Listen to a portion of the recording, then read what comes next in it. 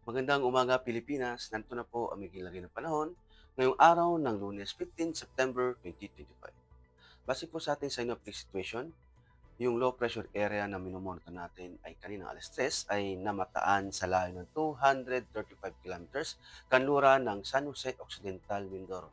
Ang nasabing low pressure area ay mababa na ang tsansa na maging bagyo at patuloy itong kikilos pakanluran palayo ng ating bansa.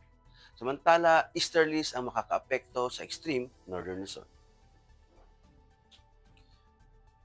Dulot nga ng easterlies at ng LPA ang Metro Manila at sa labing bahagi ng Luzon ay magiging maulap na kalangitan na may kalat-kalat na pag-ulan, kulog at kidlat. At sa Legazpi, magiging bahagyang maulap na sa maulap na papawirin na may pulong-pulong pag-ulan, kulog at kidlat.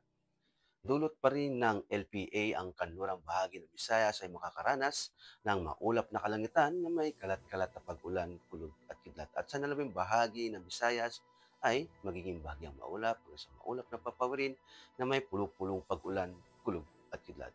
At sa buong Mindanao, magiging bahagyang maulap hanggang sa maulap na papawirin na may pulong-pulong pag-ulan, kulog at kidlat. Para naman sa tatlong araw na pagkataya sa Metro Manila, Cavite, Angeles at Lipa, bukas ay magpapatuloy pa rin na maulap na kalangitan na may kalat-kalat na pag-ulan, kulog at kidlat. At pagdating sa Miyerkules hanggang sa Webes ay maging bahagyang maulap hanggang sa maulap na papawirin na may pulong-pulong pag-ulan, kulog at kidlat.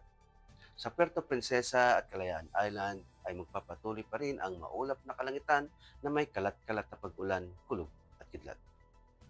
Sa Lapu-Lapu, Zamboanga at Davao, magiging bahagyang maulap hanggang sa maulap na papawirin na may pulupulong pag-ulan, kulog at kidlat. Para naman sa astronomical information, ang araw ay sisikat ng 05:45 at lulubog din naman mamayang 17:58. Para sa moon illumination, meron tayong 38%. At para manatiling updated sa lagay at pagtayo ng panahon, i-follow lamang ang Air Force Weather Center sa mga social media accounts.